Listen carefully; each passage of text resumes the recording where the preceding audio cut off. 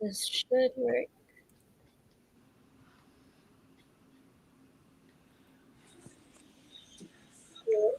Are we on? I don't see it. Me neither.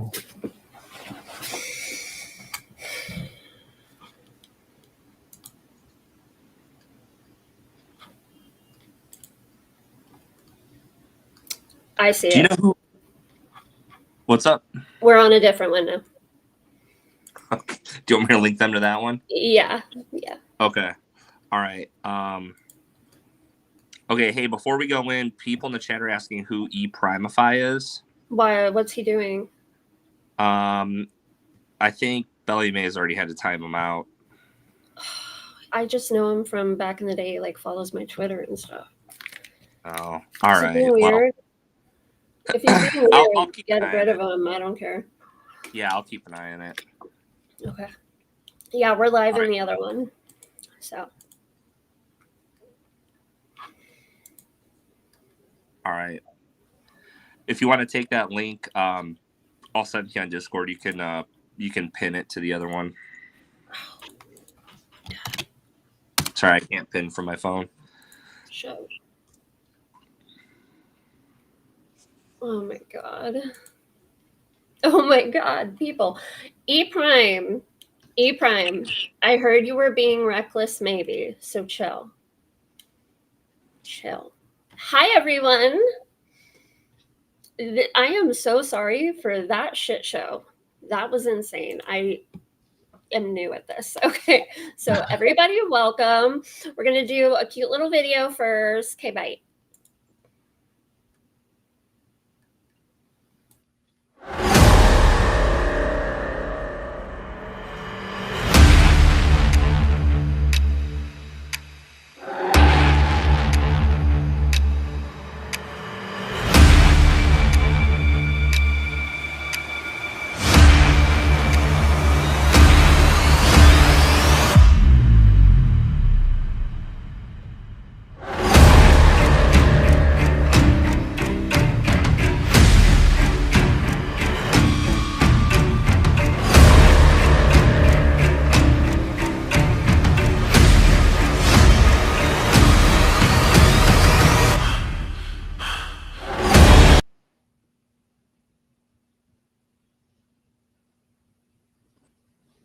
I'm muted. Hi.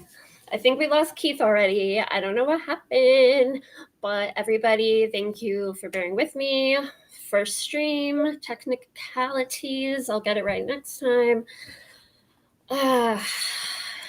Anywho, thank you guys so much. You guys have been incredible support online, like more than I could have ever like hoped to have, and you guys have just been like retweeting it and all that fun stuff and just been so supportive in DMs. So thank you.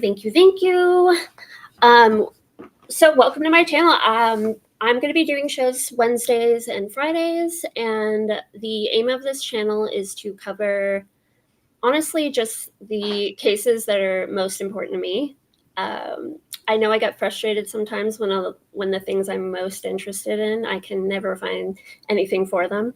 I'm very interested in missing persons, wrongful convictions. So I want to do some focus on those. And of course, obviously, Delphi is going to be a huge thing, especially right now.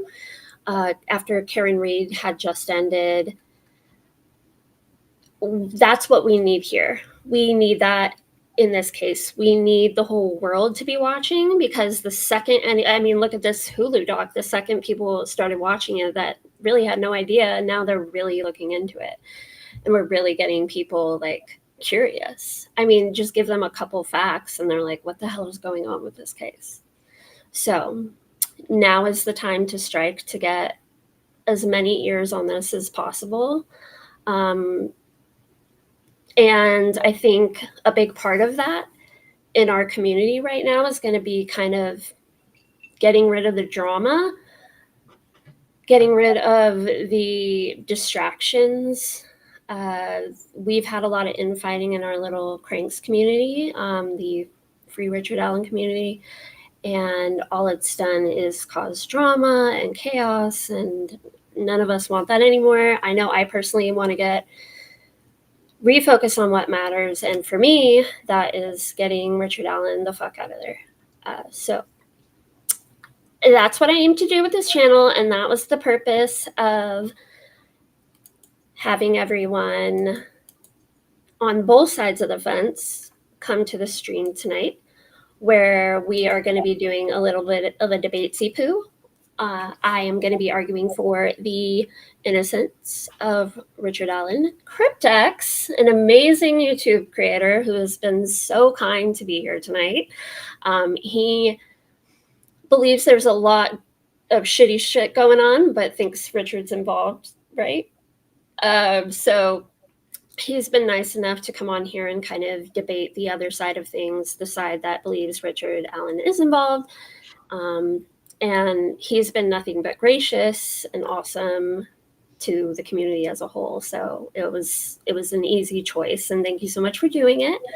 And then Keith is going to be our moderator tonight, and I'm just gonna take it to Keith. Keith, if you want to give us a quick little synopsis, either what is your current theory about the case, or how did you get interested into the case or into the case?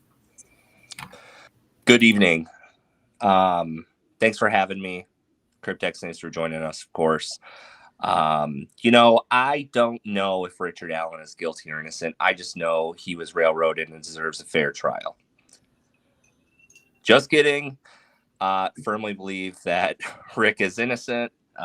Just thought I'd throw in a little fence riding joke there for all you funsies on X who know what's been going on.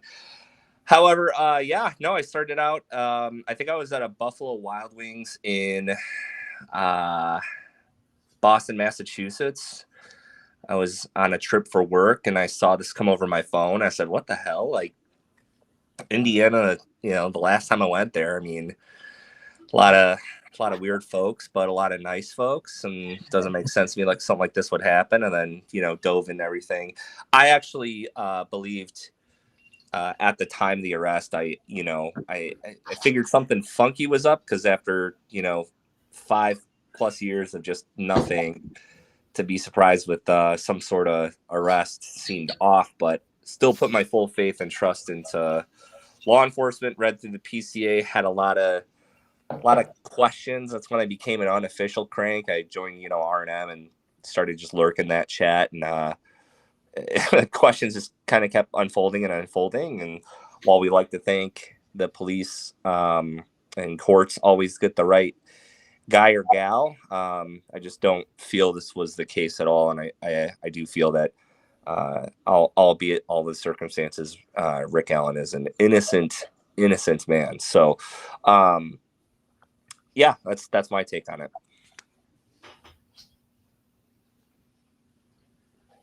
All right, how about you, Cryptex? Well, first of all, thank you for the invitation.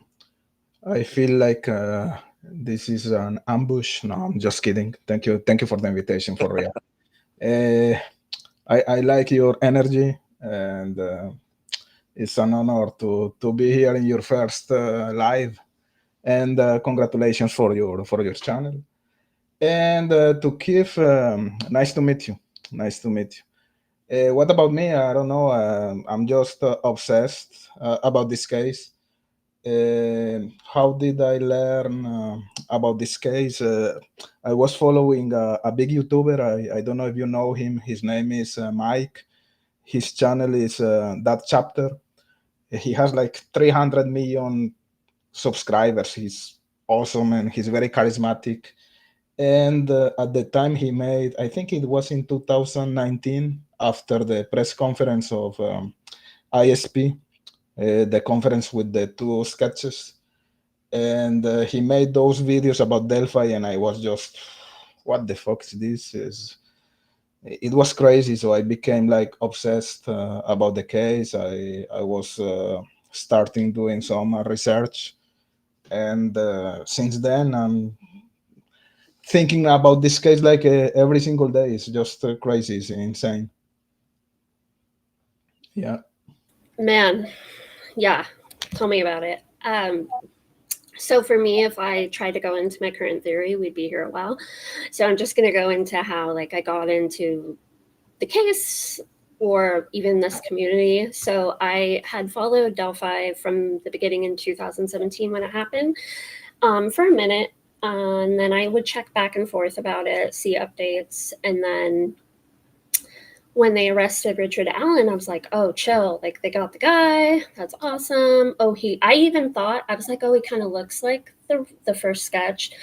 Looks enough like it that I was like, oh, okay, sure. I'm sure everything's fine. I didn't pay attention to it after that. I missed all the chaos. I missed the Frank's memo. I missed all that shit. I came back right before trials started, and the first YouTube I went into was Shout Out Defense Diaries, Bob and Ali Mata, and they were covering like pre-trial stuff. And I noticed everyone in the chat was saying Richard Allen was innocent, and I was like, wait, what? How is this guy innocent? So I went back in my little hole and I just researched everything from the beginning again. And honestly, it did not take more than 10 minutes of me reading the information before I was like, holy shit, they have got a really innocent man. And it's only gotten stronger from there for me. So, yeah. And then I just, Defense Diaries and R&M Productions was a huge one that I kept coming back to. So shout out to them. And all right, so let's kick it to the debate portion of our show. Go for it, Keith. Yeah. All right. So thank you all for attending the debate. All right. So I'm going to explain kind of just a kind of baseline rules. It's going to be a little bit relaxed. Before I say anything, the mods in chat, I can't see chat right now. So I'm going to rely on you guys to kind of just keep an eye on things. And I'll try and get that figured out while I moderate this. But I can't see the chat, so just help me out with that. So what we're going to do, we got about 10 kind of baseline questions just that we felt covered the general basic, foundational facts of the case. So you'll hear questions about the timeline, witnesses, forensics, confessions, crime scene, all those kinds of things. Each question will afford the opportunity for each individual to give about 3 minutes of what would be just an initial answer. So, the first question I ask, we'll start with Cryptex. Cryptex will get 3 minutes to respond. If you finish your question within the first 3 minutes, please let me know, and we'll reset everything, go over to the next person. If we do go over 3 minutes, I will do my Midwest best to politely interject after I feel your sentence might be over, to let you know that your time is up. After each individual has been given 3 minutes to answer, or has given their answer within those 3 minutes, each side will then have an extra 30 seconds to rebuttal. So without further ado, at the end of this, we're going to kind of open it up to the chat if we felt there were some questions that were unanswered if we have time. I know it's getting a little bit late in the stream with our technical difficulties, but we'll just kind of do this and see. Both of you, I think we talked about this, but if at any time throughout one of the 10 questions you feel like there's someone in the chat that you would like to actually come onto the panel and answer that specific question, we're treating it kind of like phone a friend. To stick to the shboogies theme here, we're gonna call it buzz a bitch. So you get an opportunity to buzz a bitch in, and we'll drop the link in the chat, or shboogs will, and they can join, answer the question, and then they'll leave the panel, and we'll move on to the next question. So whenever you want to exercise that, just let us know. All right, so I'm done with the questions unless either of you two have any questions. Okay, I'm sorry, I'm done with the rules. We're going to get into the questions. So the first question is called Timeline Tangle. And this question is, was Richard Allen's admitted presence on the Mountain High Bridge Trail that day a coincidental hike or the smoking gun of opportunity? And does the prosecution's timeline hold up under scrutiny or crumble to reveal his non-involvement? So, Cryptex, we'll start with you. Ladies first. No. Okay, all right. We'll do Bugs first. All right, Bugs, you got 3 minutes starting now. So the entire argument of a crime of opportunity is just not what we see in this case. Nothing about the crime scene shows a crime of opportunity, because if it were a crime of opportunity, it wouldn't have, the person wouldn't have taken so long to stage the crime, pose the bodies, yada, yada, yada, all the stuff that it took towards the end there. So, anywho, I guess their theory was that Rick Allen decided to take a walk, get drunk, and he just stumbled upon these girls and thought, okay, here's my moment. I haven't committed any crimes in all 40-something years of my life, but this is my moment. And he commits this crime, and he makes them undress, and he takes them down the hill, and he gets scared by the van, and he goes over to where he kills them, and he says, you know, that van really scared me, but let me take like an hour and a half to like cut down branches and stuff. And if it was a crime of opportunity, how is it that he left no DNA whatsoever? And that's my, yeah. Okay, very good. Cryptex, you have 3 minutes. Yeah, go ahead. Before going into the answer, I just want to say that this is going to be barely a debate. I think we're going to agree in like the 98% of the elements here in this case. So just to say that. Crime of opportunity or not. I don't think this is a crime of opportunity. I think this crime was planned. I think that the brain, I know that you're going to laugh in the chat, but to me, the brain, the mastermind of this crime was Keegan Klein. I think that he's being underestimated in this community. So I think the girls, they went to the bridge to meet Anthony Shots, potentially Keegan Klein. And for that reason, I don't think that this crime was just a crime of opportunity. This was pre-planned. When I don't know, I'm just being random here. One of the elements or the information we have so far about the weapon that was used during the crime is that the killer or the killers, they used a box cutter, right?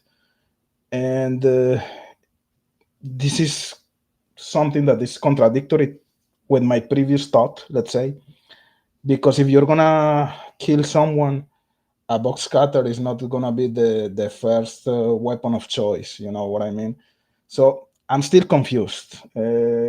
Some information we have so far tells me that this crime was planned, but other information tells me that this could be also a crime of opportunity. So I'm just thinking at the same time I'm talking. Sorry for that.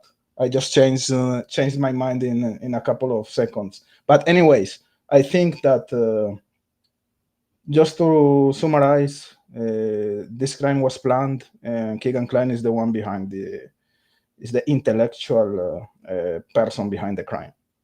So we both think it was planned. Anyways. Right. Yeah. So we're even on that one. That one's okay. A loss. Yeah. It sounds like again, I don't. There's no issue with changing your opinion or forming a new opinion or expressing your opinion. It's kind of definitely the whole point of this. So it sounds like both of you are in agreements that there is not necessarily crime of opportunity. But it looks like Cryptex feels that Keegan could still be involved in this, and the killers use a box cutter, which is definitely a confusing piece of this. Bugs, 30 seconds. Go on ahead. I forgot there was a rebuttal. I mean, if you just want to follow up on what you feel, you can. No worries. Okay, yeah. So I don't think it was a box cutter. I'm pretty sure whoever had committed the crime cut the girls' necks as if they were draining a pig, perhaps. I think that Abby had one sharp incision, and Libby, for some reason, it took more than one time. Straight blade, possibly, yeah. Anyway, well, let me go back to crime of opportunity. Anyway, for this to be a crime of opportunity and this to be Richard Allen's very first crime ever committed, to be able to do all that and then leave no mark, again, just that within itself says this is not a crime of opportunity, because it takes well thought out planning to not leave your mark there. No DNA, no hair, nothing. Okay, time. Cryptex, any response to that? No, I think we agree in that point. I think it was something that was planned. I'm still curious about the murder weapon. We know that there is the testimony of Rizzy Davis about the box cutter in 2017. Some information that was given to him by Ron Logan, something that only the killer would know. So still interesting to me. I know that during the process it was mentioned that the nature of the injuries were like something related to a serrated and a non-serrated blade that could be consistent with a box cutter. So that's interesting to me. So I don't know. But anyways, just to come back to the initial question, I agree with shboogies. I don't think this was a crime of opportunity at all. Great. Okay. Well, I think that that we talked about kind of the crime scene. I'll jump forward to the staging of the crime scene. So the question for this is, do the branches and positioning of the bodies indicate a ritualistic killing, or were they simply a hasty cover-up by a lone or multiple perpetrators? So Cryptex, we'll start with you on this one. I don't think it's ritualistic in the sense of Odinism or satanic stuff, something like that. It could be a ritual for the killer himself. In my opinion, the sticks, this is still a mystery to me, but I think it's some kind of signature. What is weird to me is the geometric pattern of the sticks, the way that the sticks were placed on the bodies, and specifically when you see each girl, you can see that one branch is placed above the throat of the girl. Some people think that that could be something related to an undoing situation. I don't think so. It's just very weird. So just the geometric pattern and the fact that there was a branch just placed above the injury, above the throat of each girl, to me it sounds like some type of signature, something that is very special for the killer himself. I don't believe that this was an attempt to conceal or to hide the bodies. That's just insane. Forget about that. It's very unlikely. So yeah, to me, it's some kind of signature and not necessarily like a ritualistic situation. Okay, great. Bugs, we go over to you for 3. Yeah, so I definitely think it is ritualistic in nature. At the very least, it's someone trying to make it look that way.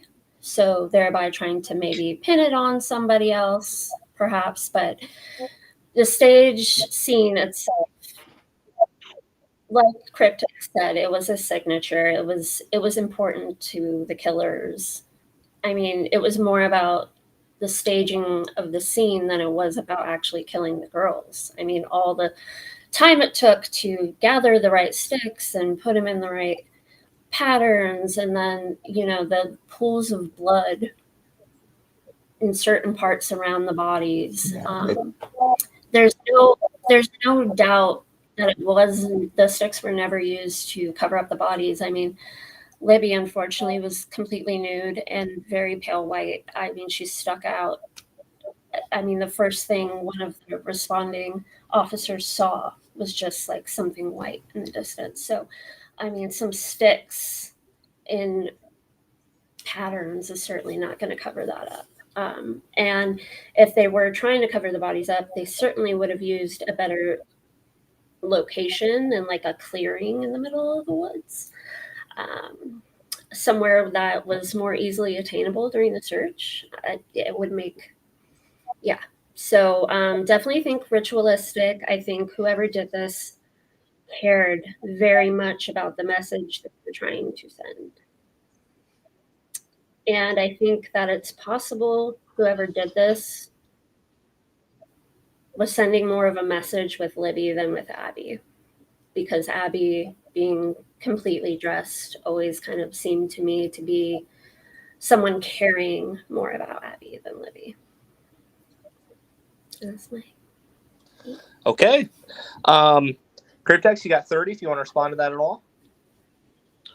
I agree with shboogies that I don't know if I'm pronouncing well your name. Perfect. I think Libby, she got most of the rage from the killer or the killers. That's I agree with you.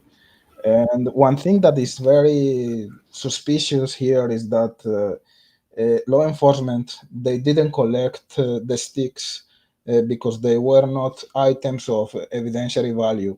This is just so stupid.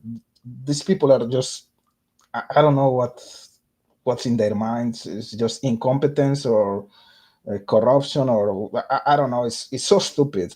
Sticks that were placed directly on the injuries of the girls, and they say that there were not items of evidentiary value, and that's why they didn't collect the sticks. How can you understand that?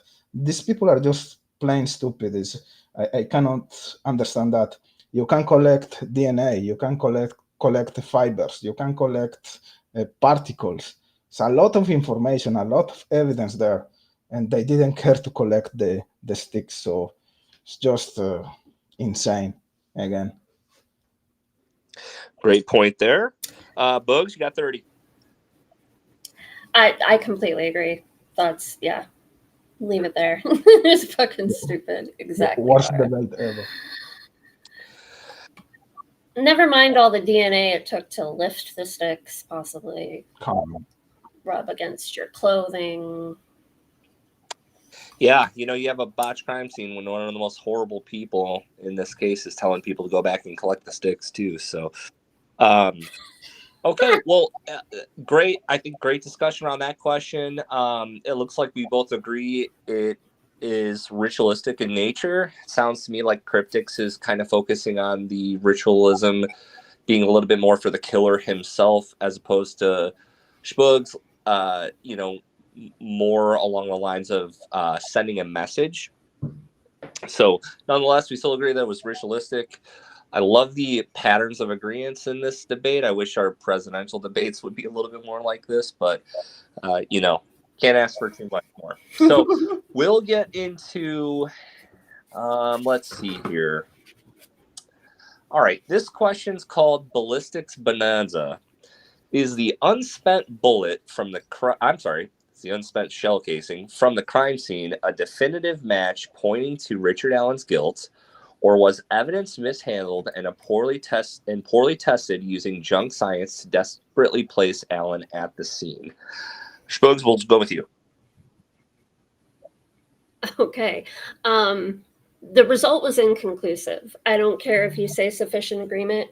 It's called inconclusive because You cannot compare an unspent bullet to a fired bullet. I mean, the argument starts and ends there. The end. It's not the same thing. So it's complete bullshit. In fact, the bullet is probably the easiest thing to be able to say, this should be thrown out should there come a new trial. I think that'll be one of the easiest things they can. Yeah. What was the end part of that question? Yep. So was the evidence of this mishandled and poorly tested using junk science desperately to place Alan at the scene? Right. So they also couldn't exclude other guns either. But that didn't matter. It only mattered when it had to be this gun, right? There was no comparing fired to unfired on anyone else. It was only Richard Allen's because they had to fit a square into a circle. Yeah. Okay. Cryptex, we're giving you 3. Go on ahead, brother.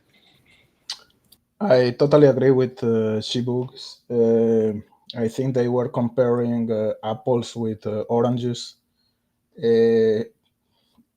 Everyone with his mind in the right state of mind, he's not gonna understand that. Of course, that's just, again, plain stupid. Comparing apples with oranges doesn't make sense. It's not. It's just unacceptable. Again, it's one of the multiple elements of factors showing that law enforcement was just either incompetent or corrupt. It's just stupid. I don't understand how that material was allowed to be part of the process as an evidence, and we know that that was the main element to link Bridge Guy or Richard Allen with the crime scene. So it's just insane. I agree with you 100%.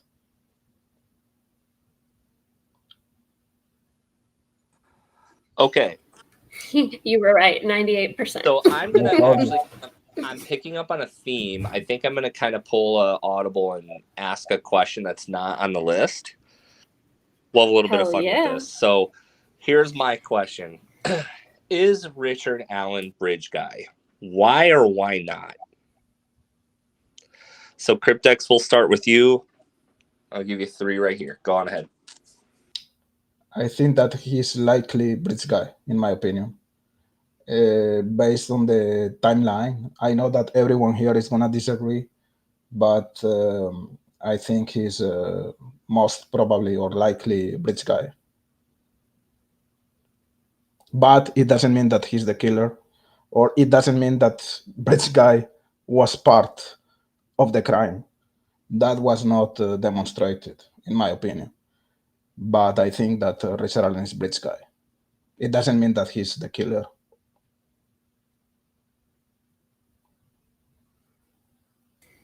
Okay. Anything else to add there? You got 2 minutes.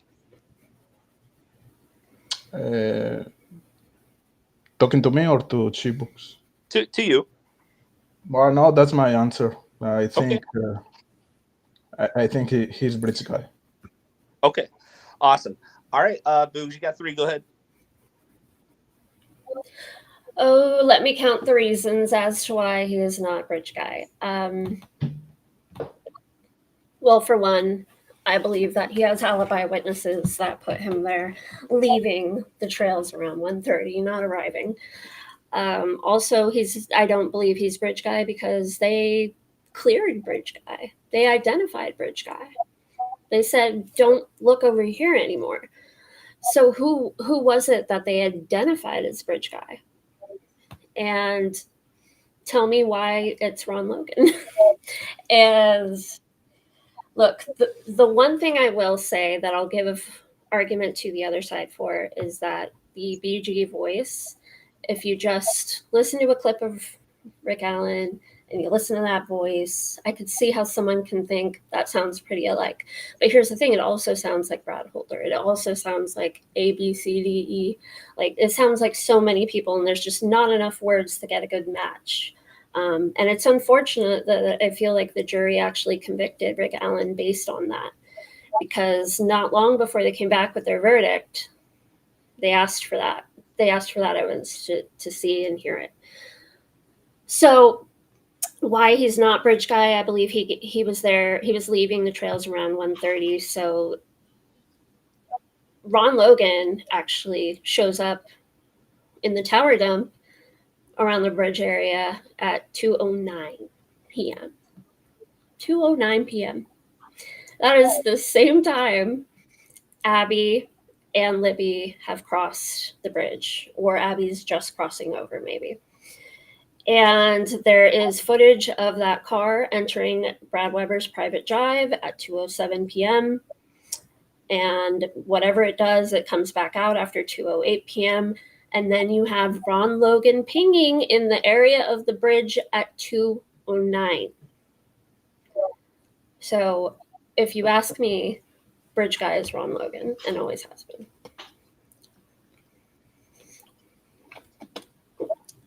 But I don't think he's the killer. I think he helped. I think he facilitated. I think that he helped get the girls, and he gave them the property to get done whatever they wanted to get done. Oh, Keith left. We lost Yeah, I got you. the old boot. Okay, awesome. Cryptex, 30 seconds if you want it. Floor is yours. No, just a question for shboogies. You were talking about Richard Allen leaving the area at 1:30. That's what you said? That's based on what? Well, when he's originally interrogated, he sounds like he's pretty convinced that he never told them 1:30 to 3:30. This is an assumption based on me. Now, he said that he saw 3 girls, and he described them as best as possible. And through our research of everybody that was around the trails that day and the directions they were going, and after his interrogation, having a very good idea of where he parked, and comparing that to the route that the 3 girls would have had to take from Freedom Bridge to get to City Park, actually crosses paths with the way Rick Allen would have had to go to and from his car. So when he is leaving the exit and they're coming around that time, and I believe that's when he sees them. So for me, that totally blows him out of the 1:30, 3:30 timeline. A good point. I just don't know what to believe. We have an information supplied by Dan Doolin, and we have a different information supplied by Richard Allen. So I know that you tend to believe that Dan Doolin is lying, or he doesn't remember well what was the timing that it was supplied by Richard Allen to him. But I don't know. We don't have that information, so it's 50-50. Dan Doolin could be right, and I'm not a fan of Dan Doolin at all. But I don't know. It's an information that we just don't know. What was the timing that Richard Allen was providing during the first interview that he had with Dan Doolin? So if you want to take the word of Richard Allen as the truth, fine, based on the other elements you were adding to your hypothesis, right? But it could be the opposite. I'm not a fan of Dan Doolin, but I don't know what was the initial timing that was provided to him by Richard Allen. So I don't know. To me, it's like 50-50. I think it's extreme to say that Richard Allen was lying, but at the same time, it's extreme to say that Dan Doolin is lying. So that's just part of the confusion here in this case. Correct. May I? Yeah, go. So Good point. Dan Doolin, besides saying 1:30 to 3:30 on that paper, that also said cleared, by the way. It also had his IMEI on there, which if you request the information, you can get GPS location from that data. So if Rick Allen told Dan Doolin, I was there 1:30 to 3:30, he would be the perfect first suspect. Why would you not bring him in for follow-up questions? I'm guessing that he looked up the IMEI and saw that Rick Allen was actually there when he says he was, which was 12-ish to 1-ish. And that is why that tip sheet said cleared, in my opinion. Good point. I think the same. They looked into that IMEA or whatever is called, that serial number, and they found some information. But I think that the information that they found in that cell phone was not in favor of law enforcement. And we're going to talk later about my hypothesis and my ideas. It doesn't matter what I think, but I think that everything is related to, at the end, everything is related to Keegan Klein, to the search of the Wabash River. I know that Finn is rolling his eyes right now. And at the end, to the arrest of Richard Allen. So that's the way I connect the dots. And again, I can be wrong. Yeah. I think there's a lot of information we don't know so far. I love the video you played, shboogies, in your X account. The car that is passing in front of the camera at 207. It's just so coincidental, you know. So I know that, at least in my case, I don't know a lot of information that could be like exculpatory to Richard Allen. And a lot of people in the YouTube community, you have that information. Michael Osbrook, or I don't know, yourself, Shiboogs, RNM, etc. But I have to work with the information I know, you know, or at least with the limited information I know. And I'm suspicious about law enforcement. But when I connect the dots, that's the way my mind works. So far, that's my theory, let's say. Right. Very good. Hey, listen, we have a licensed psychologist from Australia who, emailed Rick's appellate counsel about the IMEI. So I think, since no one looked into that before, I think we'll get him free on that alone. Sorry, no drama. We'll move on to the next question. So this one I think might be a little interesting one. You guys are on a great trajectory of agreeing, and maybe we can see if there's a little bit of differences here, but I wanted to kind of maybe transition into the kind of spousal confession saga, if you will. I would like the two of you to maybe talk about Rick's quote unquote confessions. Were they chilling phone confessions to his wife? Was that irrefutable evidence of his culpability? Or were these really distorted words of a man under immense psychological pressure? So, sorry, terrible moderator. I forgot who went first last time. Show of hands. Anyone want to go first? I'll go. Okay. I think the confessions are very questionable. I don't give any weight, or I don't give any credibility to those confessions. The behavior of Monica Walla was just crap. It's a disgrace to her profession.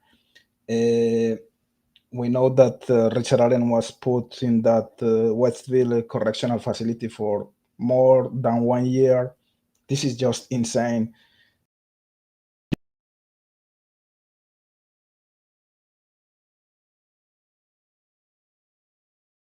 Decisions to convict for sure. Can you hear me well? I think I had I think you froze, but now I hear you. Yeah, we can hear you now. You just cut out at Monica Walla. Yeah, I think that she's a disgrace to her profession for sure. The conditions that were applied to Richard Allen, Richard Allen being in that Westville correctional facility for more than 1 year, it's a clear indication that law enforcement, they wanted or they needed to have those confessions to convict Richard Allen. That was the plan from, I don't know, from one point. They were trying to get some material or some evidence to convict Richard Allen, and they were not able to find those materials. So the next step is to put Richard Allen in that correctional facility under those conditions, 24 hours with a light turned on just to have some type of sleep deprivation. How do you say depriving? I don't know what's the word in English, Yeah, but you got it. yeah, exactly. So they needed those confessions to have the conviction. So I just don't give any credibility to the confessions. The confessions are just very questionable. So that's my point in that Okay. regard. Awesome. Bogues, go ahead. You got 3.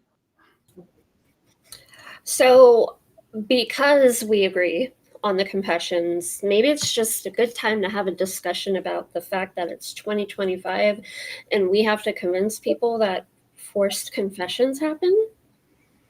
What? How many? All of us watch true crime. All of us watch true crime, I'm assuming. So, how many times have we watched something involving a coerced or false confession? I mean, Amanda Knox comes up right away, West Memphis 3, the biggies. But I mean, I could probably think of dozens of times I've seen coerced false confessions go down in a case where somebody was completely innocent, but they admitted to it. And we're talking after hours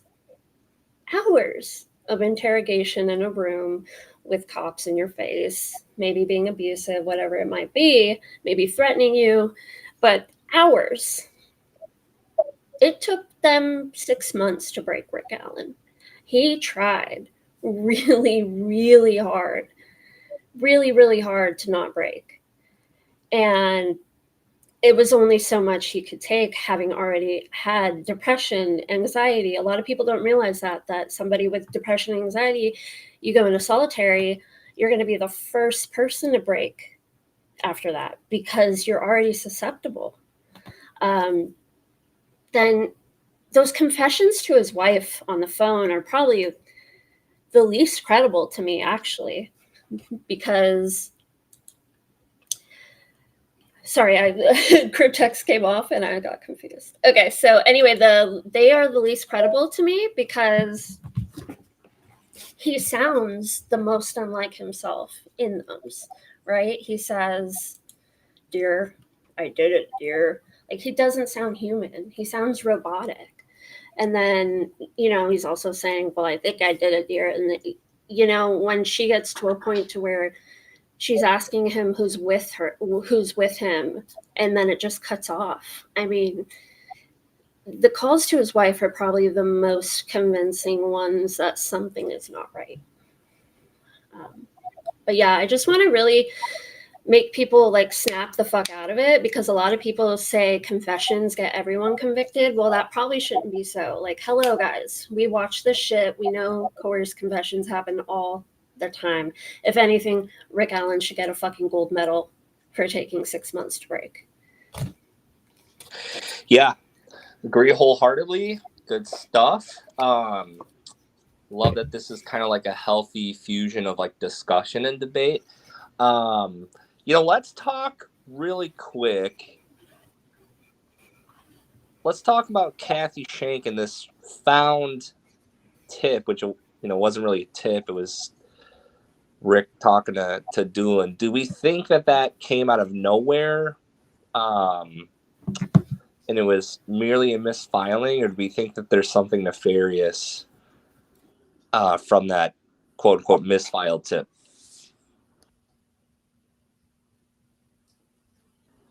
Shboogs or cryptics? Go ahead, Cryptex. That's related to the confession of Keegan Klein at the Grissom Air Force Base, 100%. So Keegan confessed at the Grissom Air Force Base about the crime. Remember that he said that to Nick McClelland that he went to the cemetery near to the crime scene. He drove there with his father. He waited the crime at the cemetery while his father Tony went to commit the murders with another guy. And then when his father came back, he said, "We just had some fun." They drove back to Peru. They discarded some item uh, at the Wabash River. We don't know what was that item: a cell phone, a knife, I don't know. And right after that confession, not right after, the same day Keegan confessed, the search of the Wabash River started right away. And there's a testimony from law enforcement saying that the search of the Wabash River was a direct consequence of the confession of Keegan Klein at the Grissom Air Force Base. So we have 5 years of nothing happening. The case was called. Then we have Keegan confessing. Then right away we have the search of the Wabash River. And right after the search of the Wabash River was finished, we have the arrest of Richard Allen. So to me, the timing is just insane. It's just so weird. To me, Keegan Klein, he ratted on Richard Allen. He gave his name to law enforcement. And that's why right after that, after the completion of the search of the Wabash River, that's why the Cathy Shank miracle happened. It's not because it was a clerical error at all. It's because Keegan Klein gave to law enforcement the name of Richard Allen, in my opinion. And that's the explanation for the lost tip narrative. In my Okay. opinion, Keegan Klein, he made a negotiation with law enforcement, and that's why he got only 42 years behind bars in this case. That's my hypothesis. Okay. Awesome. I think I think maybe one thing we can all agree on is why we're racking our brains around Keegan being able to walk from 2017 to 20 or 21, whenever he was arrested, which is unacceptable in my mind. Bugs, you got 3? Go on ahead. Oh my god, I thought you were making a joke that he couldn't walk across the bridge. That was so inappropriate to have laughed. You meant walk on. Big guys can still make it work. Anyway. There's a way. Anywho, I think the Wabash River did come from Keegan, whatever information they could get out of him. I think that he directed them there, and they thought they were going to get something there, and that they got nothing. And they really freaked out and said, now what do we do? Sheriff's race, not looking good. We got to make something happen. So they really go into overdrive. Let's go through everything. And Cathy says, wait a minute, what about this one? And they're like, oh, well, we cleared him. Well, maybe it was wrong. Maybe you guys cleared him, but you guys were wrong. Like, this is just what I'm envisioning happening. And so, therein goes the search warrant and all that fun stuff. So I do not believe that Keegan ever even knew Rick Allen. And I think that if Keegan had given up Rick Allen, they would have said that in trial as well. Because why not? Like, having someone else tell you, hey, that's your guy. Absolutely. That would be the first thing I would use in trial. Okay. Cryptex, anything in response to that? I disagree. They don't have to. They don't have to bring that information to the trial or to the process, especially if that information is not in favor of law enforcement. In my opinion, after that information provided by Keegan Klein, we know that there is a Dropbox in the play, and I believe that in that Dropbox there's something or there's someone with power in that community in Delphi, someone very close to law enforcement, someone with power in the community. So it's not going to be in the favor of law enforcement to bring that information to the process. So that's why I believe there was a negotiation to Keegan. He was not charged with the crime. He was like favored with a reduction of his sentence. He received only 42 years, and that is gonna be reduced. So at the end, he's gonna serve 15 or 17 years behind bars. It's nothing. This is a great deal for Keegan Klein. And at the same time, law enforcement they're gonna have their mind in peace, because the one connected to that Dropbox is never gonna be linked to the crime. And I'm gonna give you a name, and maybe you can do some type of research about this. The name is Travis Lee Evans, someone connected to the major Sean Evans. He received 152 years after being convicted for some CSAM and some how can I call it? Anyway, some CSAM situation. He was raping the daughter of his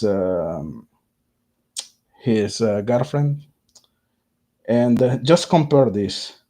He didn't kill anyone, and he got 152 years as a sentence. Compare that to the sentence that was given to Keegan Klein, 42 years, and compare that to the sentence that was given to Richard Allen, 130 years. It's just, it doesn't make sense. So it's just Quick question. Sorry to Yeah. interject, but I wanted to ask a quick question before I lose it. The guy you're saying, did he have any priors, and did Keegan have any priors? What do you mean about priors? Do Keegan or this other man you mentioned have Travis? any prior molestation, assault? Travis Lee anything like Evans, I think it was his first demonstrated behavior or crime, let's say. Keegan, we know that he was catfishing people or girls and underage boys like forever. So we know that.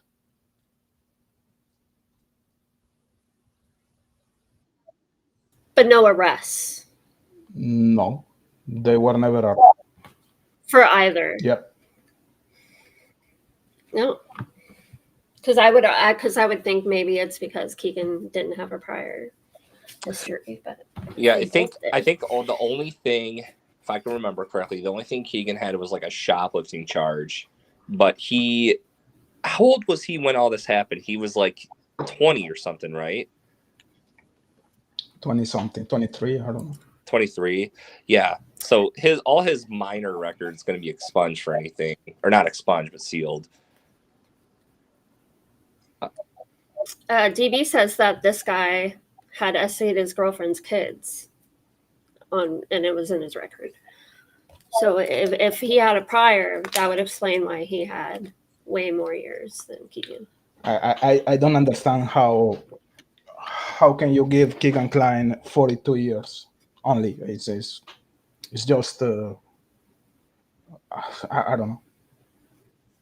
Oh, that's fucking our justice system when it comes Yeah, to no. CSAM is It's because there was a disgusting. negotiation. It's clear as crystal for me. Anyway.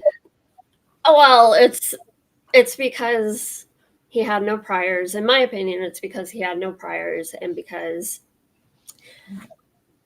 the world or the criminal justice system in general in our country just like does not give a shit about children and women. Yeah, I think I think it was to minimize them letting him walk for so long and, continue to victimize people. I think there was an issue with that. Okay, I'm going to do a little bit of... Keith, Yeah. why do you think that happened? Oh, man, I can't even speculate as to why. I know the drop boxing was huge, and I know. But that's the point. That's the point. When you talk about the tentacles that we heard so eloquently from Carter, I mean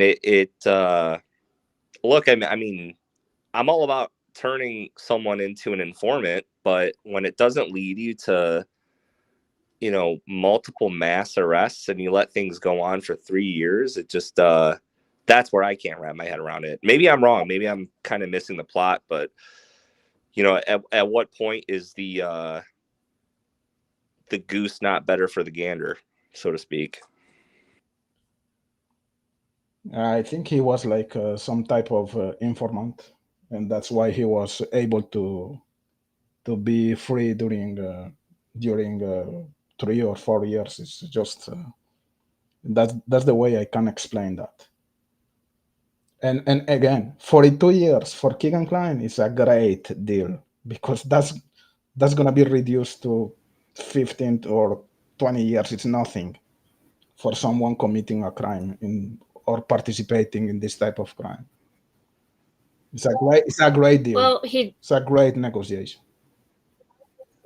not necessarily. Someone brought up a good point too. It's pictures and video. It's not him actually acting as his first crime with no priors. Yeah, unfortunately, I think it's very possible he just was lucky, like a lot of them are. Yeah. Okay. I have one question I think I'd like to ask. This is just kind of moderator's choice, if you will. I think, and maybe we've covered this already. Maybe it's been done ad nauseum on each of our YouTubes, but Cryptex, I would like for maybe you to kind of explain to us why you think Rick Allen is involved in all this, and maybe we'll have a good rebuttal from Boogs as to why that's not necessarily the case. This could go either really well, really bad, or just okay.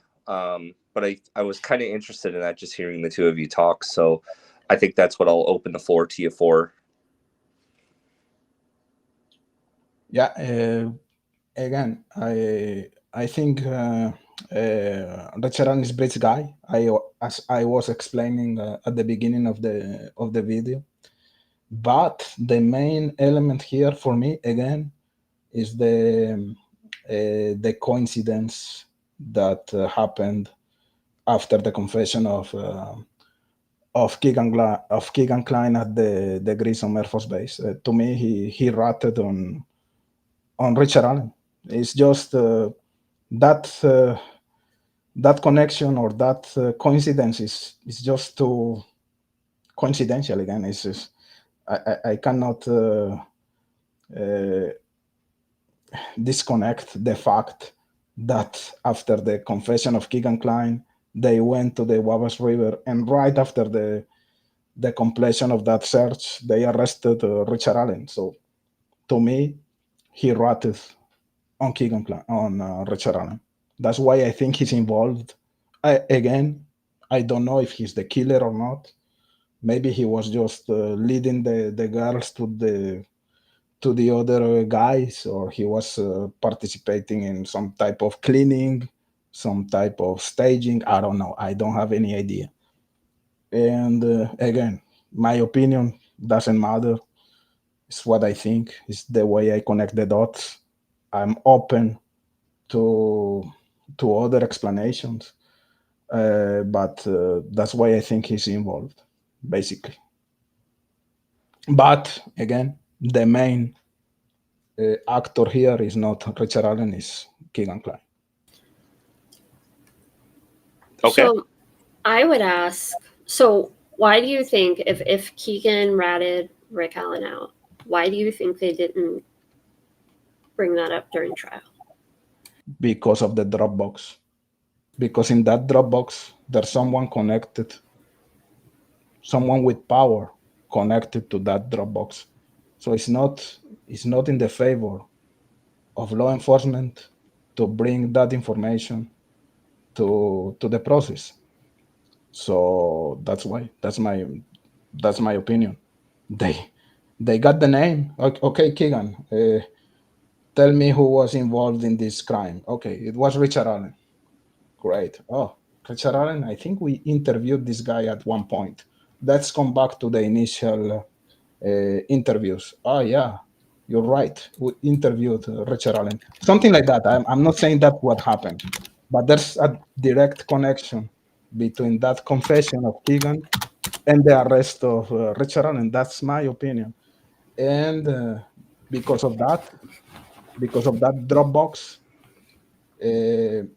law enforcement was not interested in bringing that information to the process, so they just gave a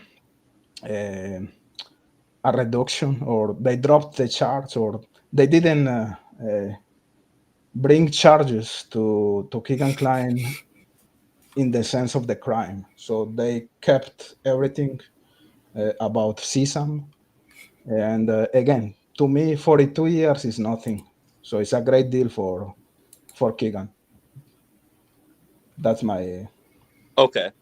So opinion. so the ultimate theory is that Keegan only got 42, not for any other like mitigating factor in his case, but purely because they did the interview with him at the Air Force Base. He ratted on Rick Allen. They did the Wabash search, and then Rick was arrested. Therefore, am I following that right, Cryptex? Yeah, basically. Okay. In Fair short enough. Yeah. Okay. Boogs, anything in reply for that? I know you kind of followed up some questions, but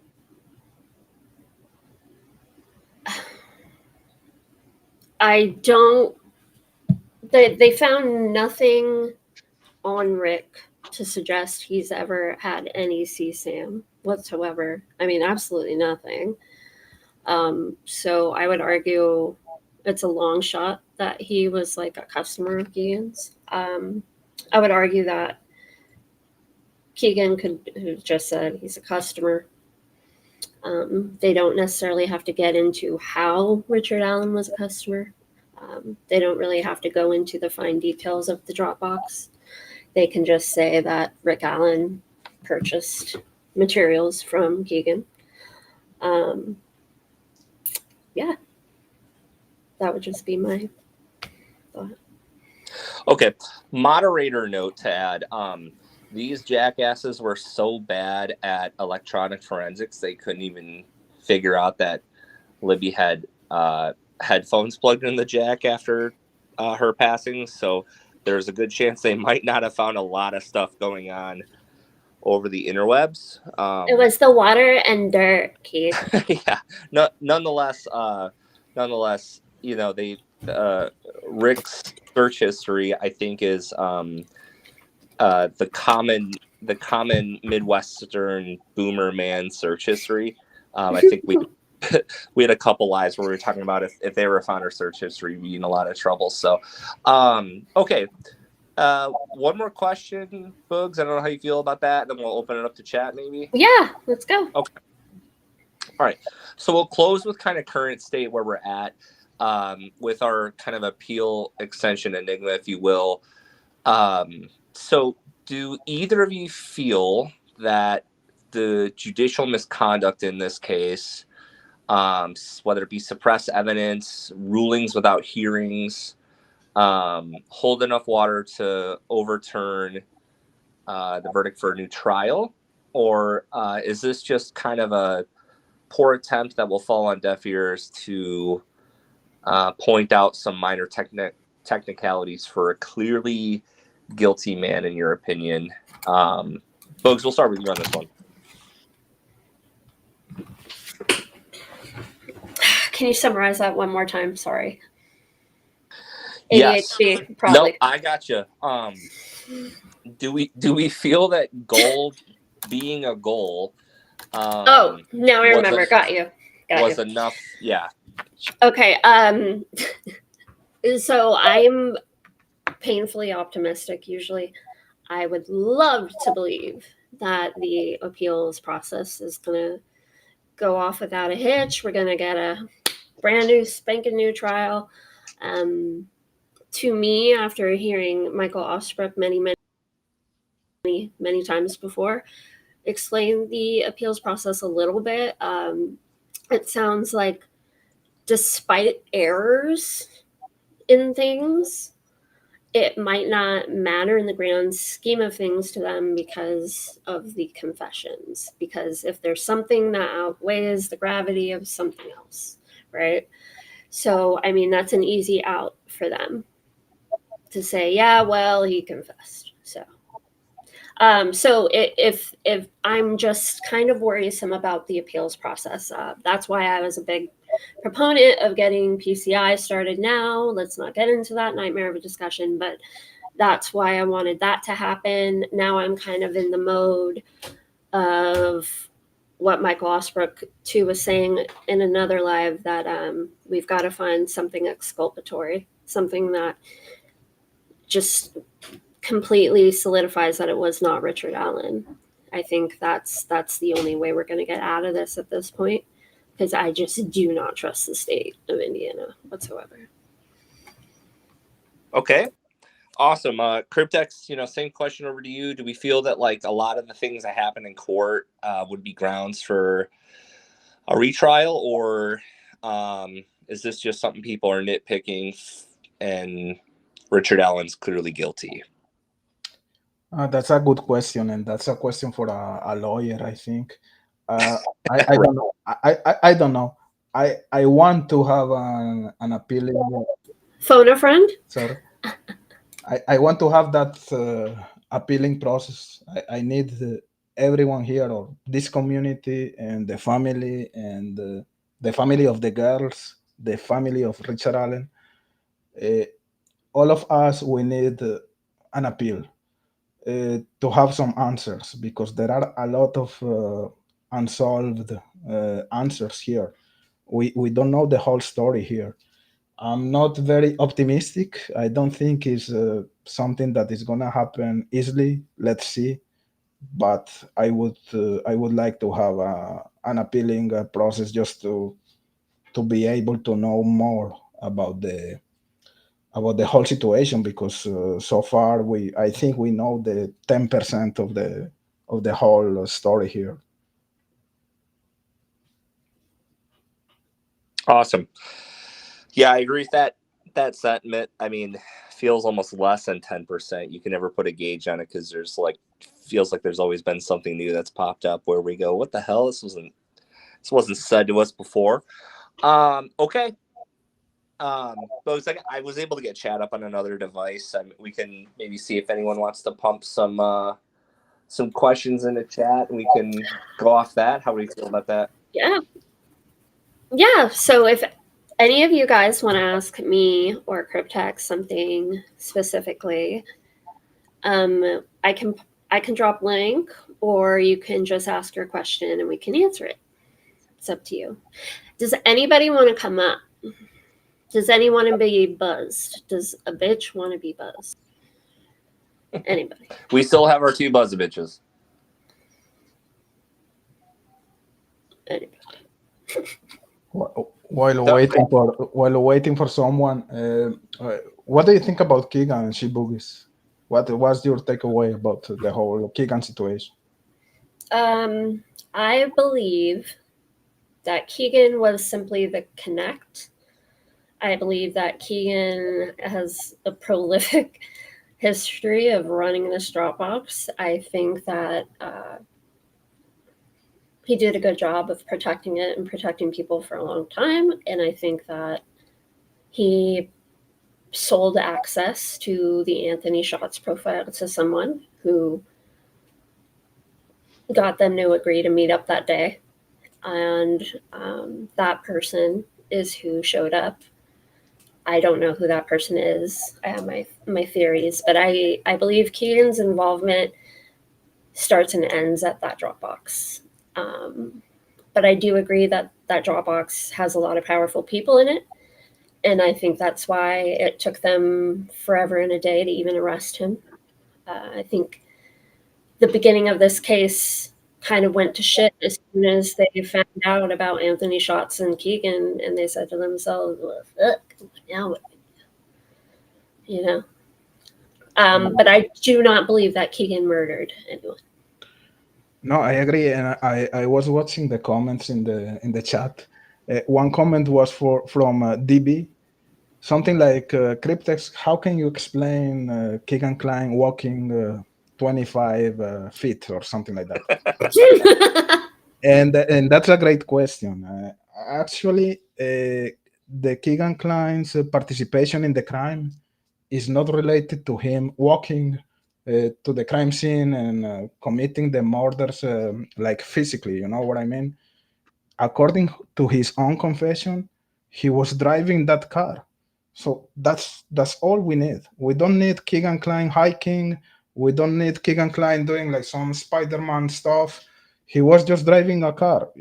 It's enough for his shape, you know. It's not a big physical effort. So Yeah. according to his own confession, he was driving to the cemetery, and that's it. You don't need to put Keegan like doing some type of running or you know, physical effort. And again, everyone is thinking about Keegan Klein. You picture Keegan like the fat guy behind the computer, not being able to walk. But when you see the pictures that we can see all over the place in internet, he was hiking with his father. He was going to parties. He was outside. He was not the and he was not that fat at the time. So, anyways, besides that, the only thing that we need for Keegan Klein to be part of the crime is him driving that car to the cemetery. So that's my answer for that question, which is a good question, by the way. Yeah. Keegan was a couch potato pedophile, so to speak. Right? Yeah.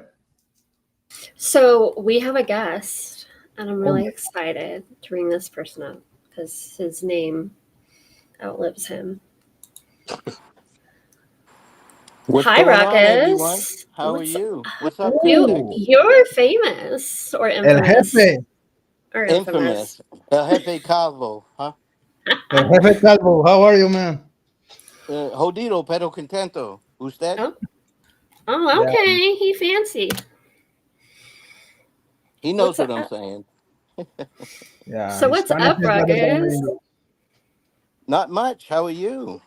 I'm good. You know, just talking shit. That's what it's all about. That's what it's all about. Well, thank you Ruckus, for coming. Ruckus, I think your redeeming quality is your Gibbo impression. All right, mate. All right, mate. Go on then, yeah? Go on then, yeah. Go on then, yeah. I spent a couple years in England, so I understand the lingo. I love when he's always doing that. Yeah. Yeah.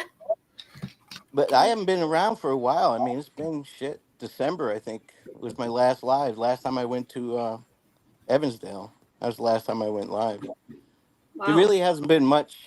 You know, I've worked cases, so I really can't, do too much. And as far as I'm concerned, the Delphi and Idaho, they're done. They're solved. They're done. Yeah, you're a real guilter. No offense, Cryptex. I mean, I'm sure none taken, but you Yeah, firmly Cryptex is believe. just a fake guilter. He's I'm kidding. But you firmly believe that Richard Allen is the guy. Well, I trust the system, and I believe in the system. You know, I think Karen Reed's guilty, but she was found innocent, so I trust the system. You know, so that's it. I mean, you can put it to rest. Is he breaking up for you guys? That, the appeal is going to go through on this case.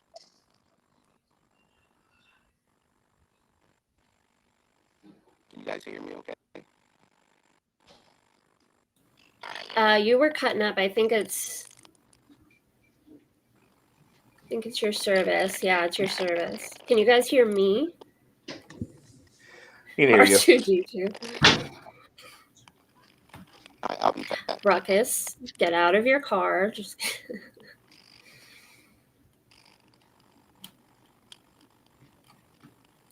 hello. Still no good. No good. Yeah, there you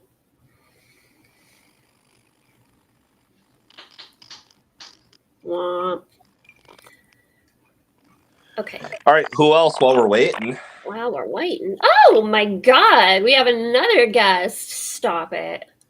Stop it. It's my girlfriend. Hi. Ooh, Spooky's in the front. Hello, beautiful. How are you guys? Better now. Oh my God, we have a Hulu star. Oh my God. Oh my God, you're right. We have a TV star, guys. Welcome. If you guys didn't know, that beautiful bleach blonde woman with the best Kim K crying face ever is in our presence, Miss Spooky. She was on the documentary on Hulu. Hi, Spooky.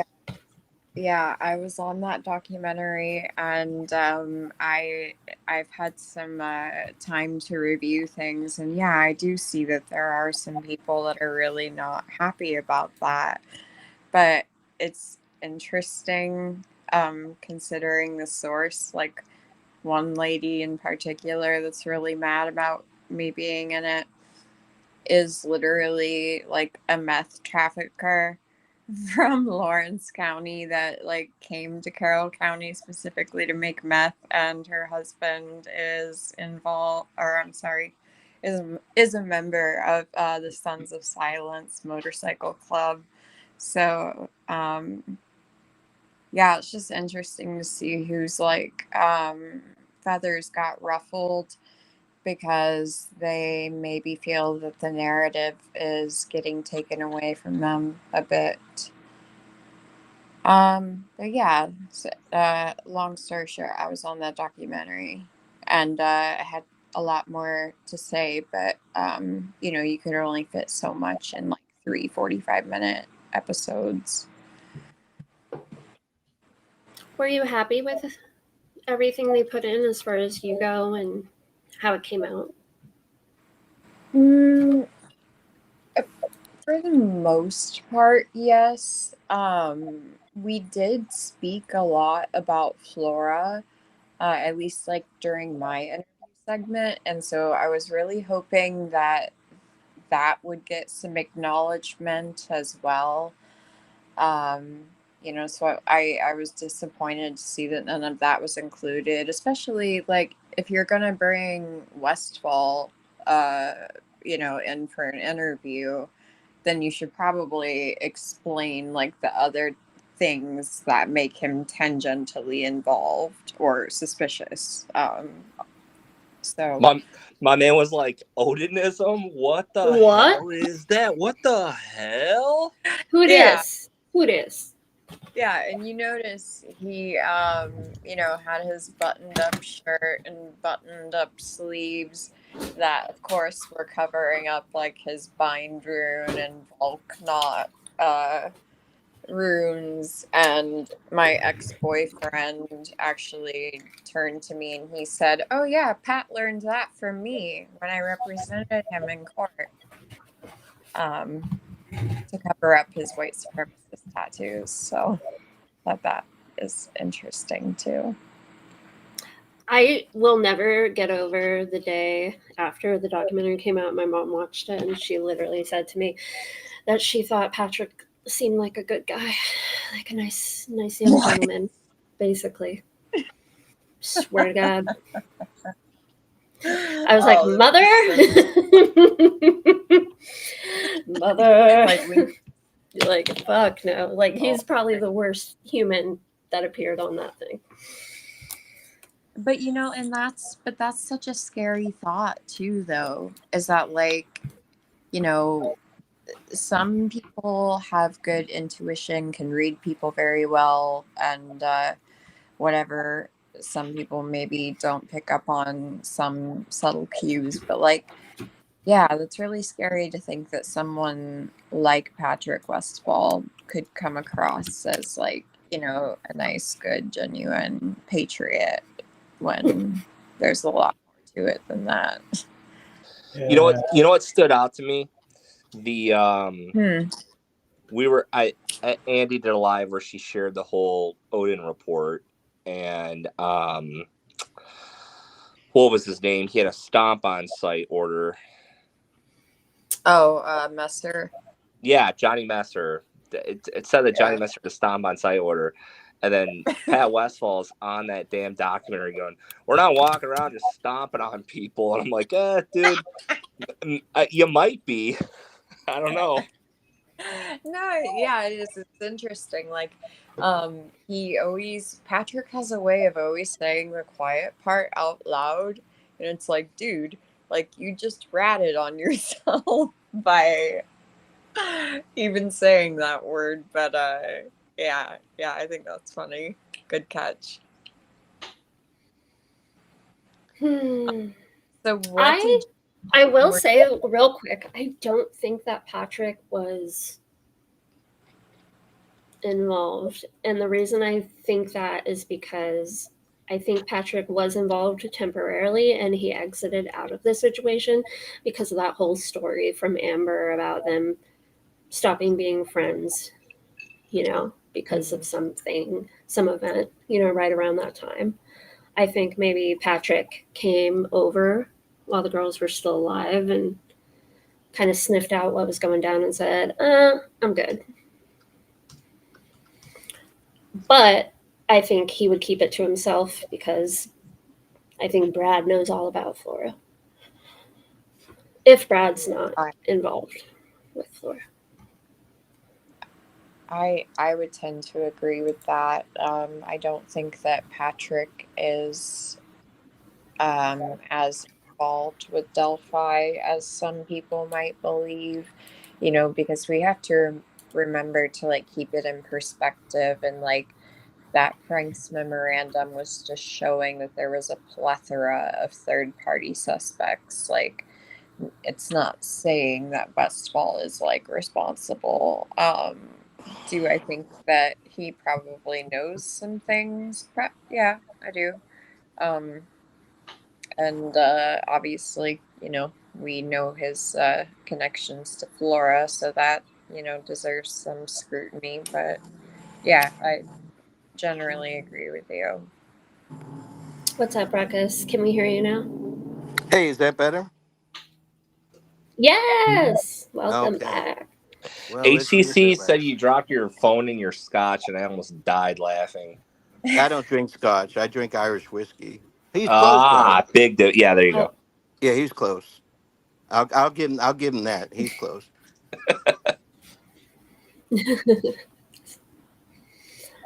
So, Ruckus, did you have like anything you wanted to ask anyone in particular? No, I'm just here, kind of. No, just here, kind of listening in, and yeah. Fuck yeah. I'm not here to talk shit. Thank you for coming. Or anything like that. Everybody's entitled to their like, opinion. I have and that's fine. Right, for sure. And for me personally, what I want for our discussions on this channel going forward is like, I'm trying to like everybody get along, get over the bullshit. Let's just focus on whatever the fuck we want to focus on. Like you said, like case solved. So yeah, good luck doing with your that. thing and vice good versa. luck with that. Yeah, people are very passionate. I'm trying. They're very passionate about these cases, which is fine. I have no issues with that. like I said, I trust the system. Um, you know, if we have the best system in the world, it's not perfect, but you know, law enforcement is doing the best jobs that they can. Period. Do you really believe that? Oh, absolutely, 100%, Okay. 100%. Now, who I is this? was. Who am I speaking to here? Oh, But Rukus, Hey, what's up, Cryptex? No mistaking your voice. I know that. Eh, come on, you know that this investigation was crap, man. You know that. I wouldn't say it was crap. Here's my biggest issue. Okay, was the tip. Yeah. 101, first day of class in detective school is you want to talk to who you know was there, who said they were there.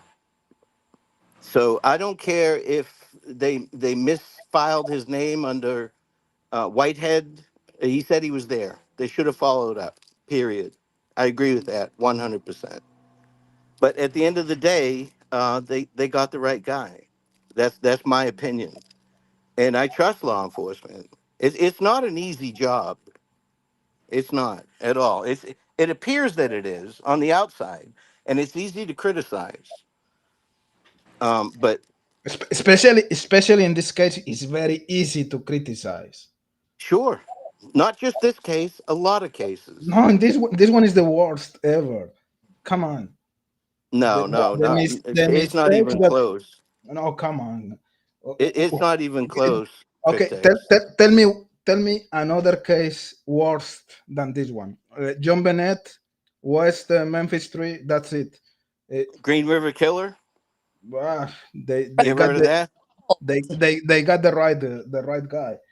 After what, 8 years, 9 years? Well, that's not so far from Delphi. BTK, If you believe, BTK. What about BTK? yeah, what those were crappy investigations. I agree with you, but Well, it's not crappy. How do you find somebody when you don't have anything to go on? You know, having competent people in law enforcement. well, have you That's applied how you yet? catch the guys, Have you applied the yet? killers. Huh? Have you applied yet? It's my English. I didn't understand your question, Rocco. Um, Sorry. okay. Have you tried to be law enforcement? No, and I don't want for Why? real. Why? Because I saw a lot of bad stuff in that uh, You, community or in that unit. Let's say I really don't want to be part of a law enforcement unit. Let's say for real. okay. it I it's prefer because to be far away from that. Okay. his partners Cryptex and I would be lighting everyone up, popping shots. We'd be on No, you wouldn't. administrative leave, No, and no, you would not. No, you would not. And who's this speaking? Who is this? Keith? this Keith, yeah. Yeah. No, you wouldn't be popping shots. You wouldn't be killing people. That wouldn't happen. It's nice to say, you know, it's easy to say, but you know, the worst cases that And they Rocco, I respect people like you, like Steve, but this is not the common factor in law enforcement. You know, it's my opinion. There, okay. there are a lot of rotten apples in law enforcement, for real. I think it's complacency, my friend. Not um, rotten apples. It's complacency. They get ruckus, complacent. if I may, you've been talking for a while, and Everyone I be no, nice. I'm being nice. I just I guess something that maybe I'm hearing it, like, do you think that there's a chance that you are projecting some of your like overall sympathies to law enforcement? Because I mean, I think we can all agree that it is a difficult profession, but you know, specifically with this case, we were told from the start that it was incredibly complex and would take forever to understand, and then all of a sudden it turned out to not be complex, and we were getting scolded for, you know, Now, questioning that. And now, so who are you getting scolded by? If people on the internet bothered you, then No, you no, shouldn't be here. by law enforcement, Law specific. enforcement scolded you personally? Uh, Well, I mean, Doug Carter told us if we don't like how things planned out, we could leave the country. yeah, and to tone down the rhetoric. Okay, well, this is now listen. When I was in law enforcement, we didn't have this. We didn't have the internet. We didn't have any of this. We didn't have cell phones. Didn't have any of that. So the difference is between now. I mean, we used to watch the news to see what happened, right? Normal Americans watch the news, but you couldn't interact with that. Well, now you can. That doesn't give you power. That gives you a voice. So people that agree with your opinion tend to group together. I don't think his appeal is going to go through, and I'd be willing to bet on that. He's not going to get an appeal. He's not going to get a new trial. That's what everybody's holding on to. This case is done. Talking about this case right now, the Delphi case or Idaho 4, to me is ridiculous. It's done. He was found guilty by a jury of his peers. I'm On sorry. most, Like it's like all the guilt or talking points are like glitching out right now. Sorry. okay, well, my phone doesn't like restream, I guess. Yeah, no, that's not what I meant. But Well, it's hold on. Immaterial to whether he's going to get a retrial or not, or his appeal is going to be granted. That doesn't mean we're not removed the freedom to be able to talk about our opinion on the case. I mean, Oh, no, Cryptex brought up a great about point it. with John Bonet that, like, John Bonet is still heavily debated, and poor Patsy. I mean, she had to die and go to her grave with the masses thinking that she did that, and some people still do. But I think that's the point of all this, is that's why we're all here, is whether or not he gets a retrial, whether or not he's exonerated, or he spends the rest of his life in prison, then it's still something that we take an interest in, right? Well, that's great, and I'm glad you have a voice in this. I'm glad you do, and I'm not disagreeing with you at all. I'm telling you what my opinion is. If you're looking for an argument, you've come to the wrong guy. I don't think that anybody is looking for an argument. It's Yeah, just no. like uh um the points I'm really unclear on the points that you're trying to make, and kind of like jumping all over the place. So like initially my question to you is, do you think that your experience with law enforcement, do you think that you could be projecting your sympathies onto these specific police officers just because of your own experience? Do you think that's a possibility? No, and there's one thing you have to know about me. Is this Sakoki? Is that who I'm Yeah, talking to? this is All right, there's one yeah. thing you have to know about me. I cannot be baited. You cannot bait me. So what I'm telling you is that law enforcement got the right guy. Period. End of story. A jury of his peers agreed with that. The PCA had enough evidence to convict him. Never mind all the other bullshit that happened afterwards. But I can't be baited. That's No, not going to ever happen. Yeah. yeah, no, I'm not trying to bait you. I'm asking you a Well, genuine you question. you are you are. I mean, let's call it what it is, Sakoki. You're trying to bait me, and you can't. I can't be baited. I've dealt with millions of people, You millions. can't be baited. Hey, You can't Sloopy. be baited either. Hey, Like, I, okay, I, I think an argument can be made that, like, even if people feel the PCA was enough evidence, even if people will say a jury of his own peers convicted him. I mean, that happens to hundreds of people who are exonerated every year. So it's like, yeah, if you're thinking formally, rationally, yes, he was put on trial, evidence was presented, and he was convicted. But that also does happen to people who are, they end up being let out of jail because they're factually innocent. 98% people who are wrongfully convicted is because of faulty eyewitnesses. Now, the first two words in that sentence, Keith, were "I think." So that's where I stopped. You said "I think that." Okay, that's your opinion. That's fine. I stop right there. Law enforcement gathered evidence. They brought him to trial, and he got convicted. He's not going to get a retrial. It's not going to happen. Your leader, Ruckus. Hi, I'm Fishy. sorry. Yeah, I'm positive of that. Hey, Ruckus. Hey, how are you? I'm good. How are you? Good. Who is this? This is Don't Hate Create or Fishy. Hey, how are you? I'm good. Long time no talk. Yes. It's a fucking Oh, the boss party. is here, Teresa. Dude, this I have never been on this weird whatever you've got, this I know, restream thing. Dude, I'm I don't know like if I like giant it or purple. not. Teresa, did you have a I problem love getting it. in here? Because mine kept breaking up. I've never heard of restream. Me either. This is new to me. I had to like set up the whole thing, but I'm like a giant purple blob up here.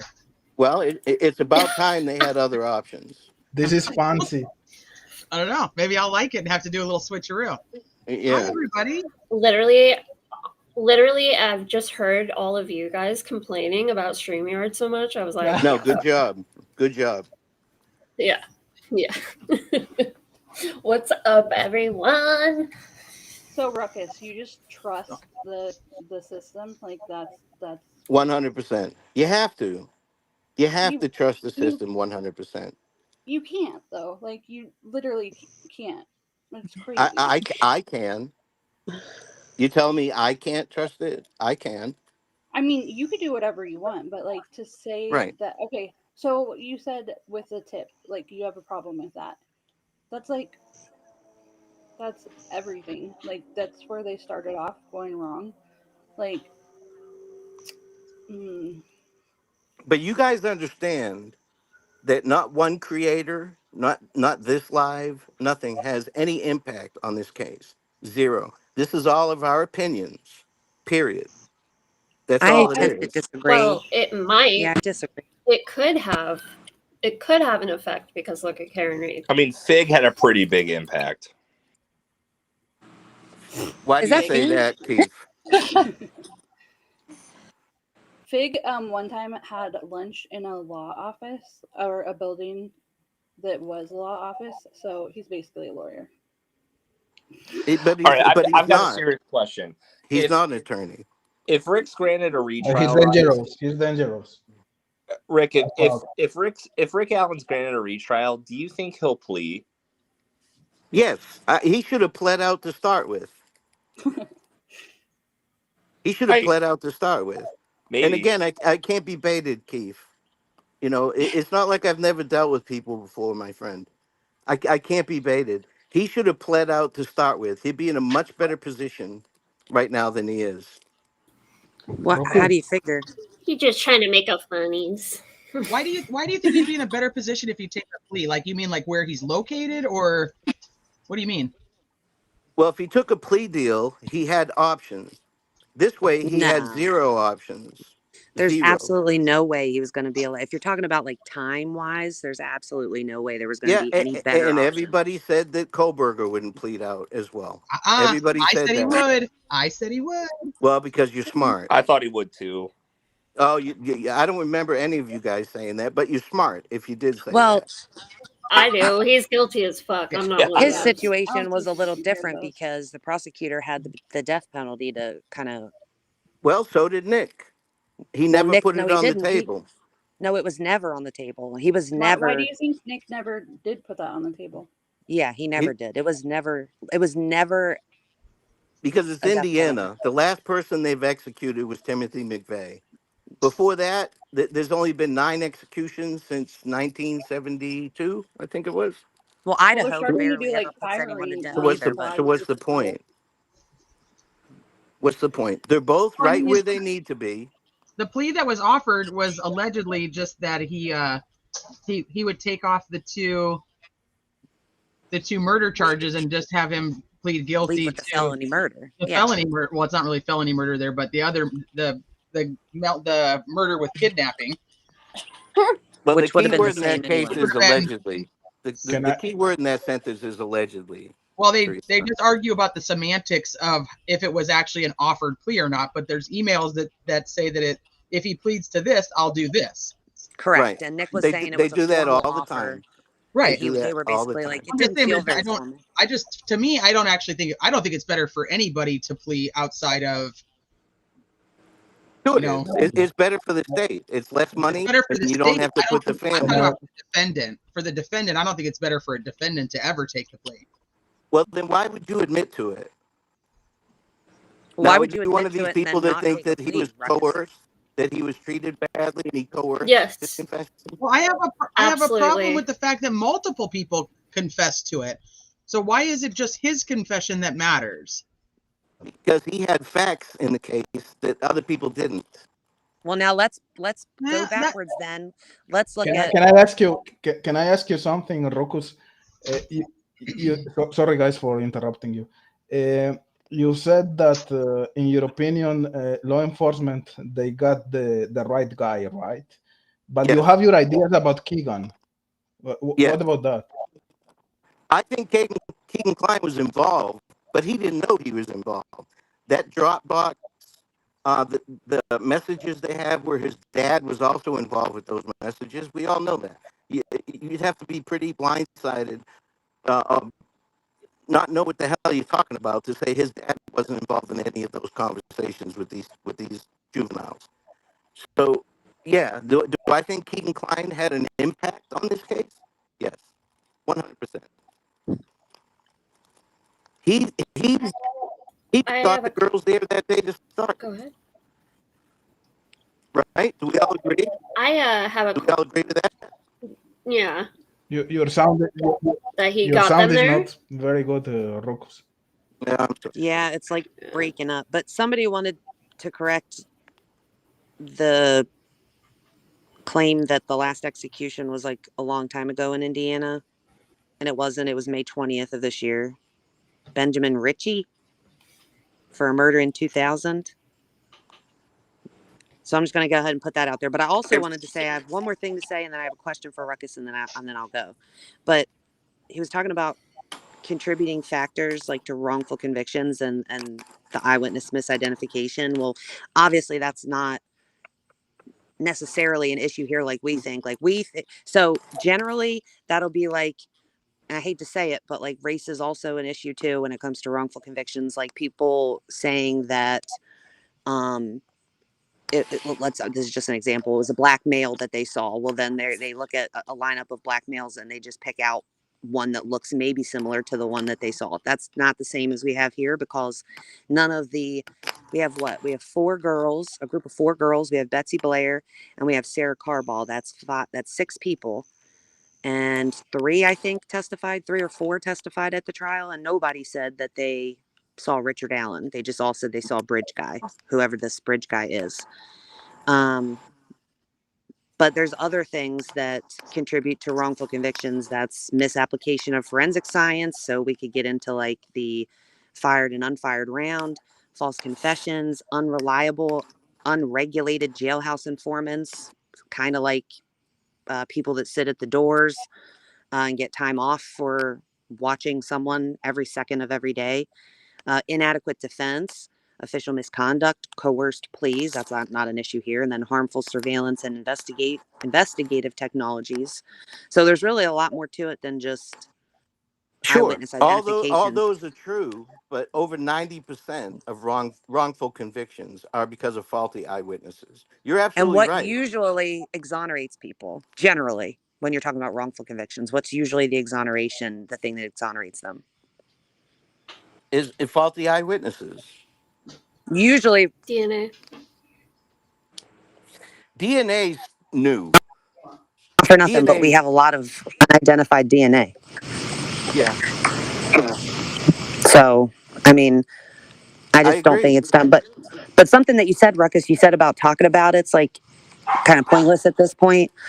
And I just wondered if you also think that people that think that he's guilty still doing live streams like every day is a waste of their time. I agree with you. I think that It it is. is.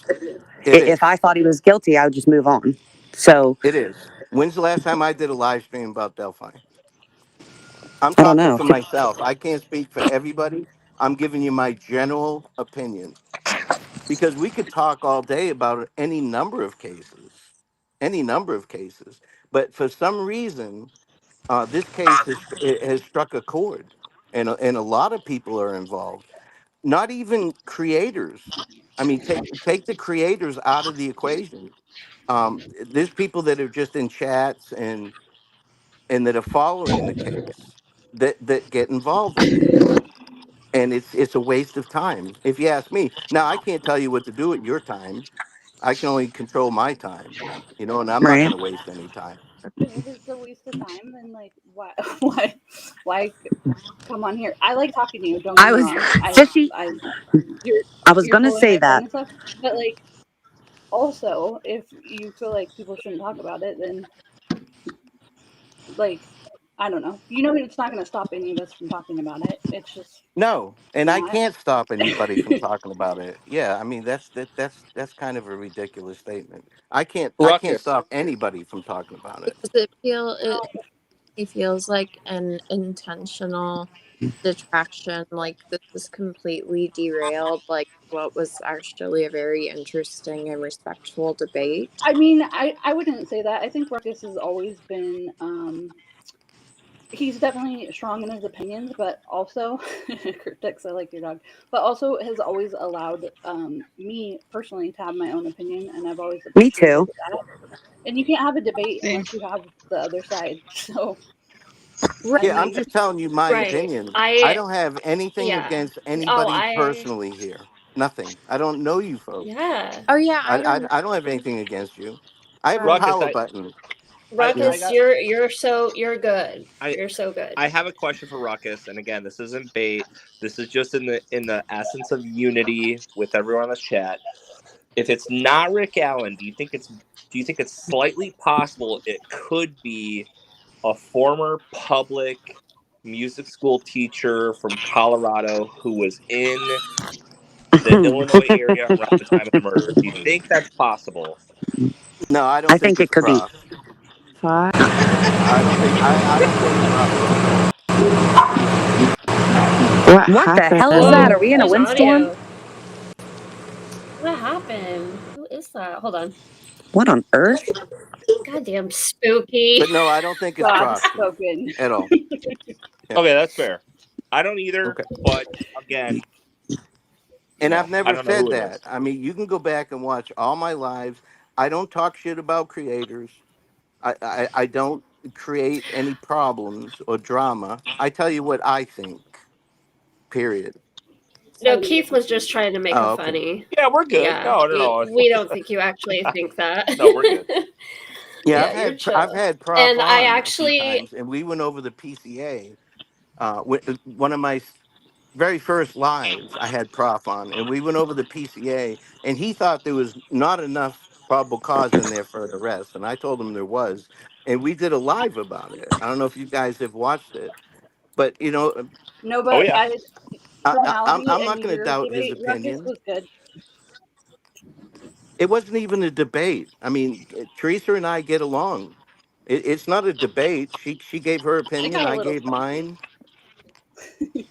Well, I try Did not to because I love Teresa.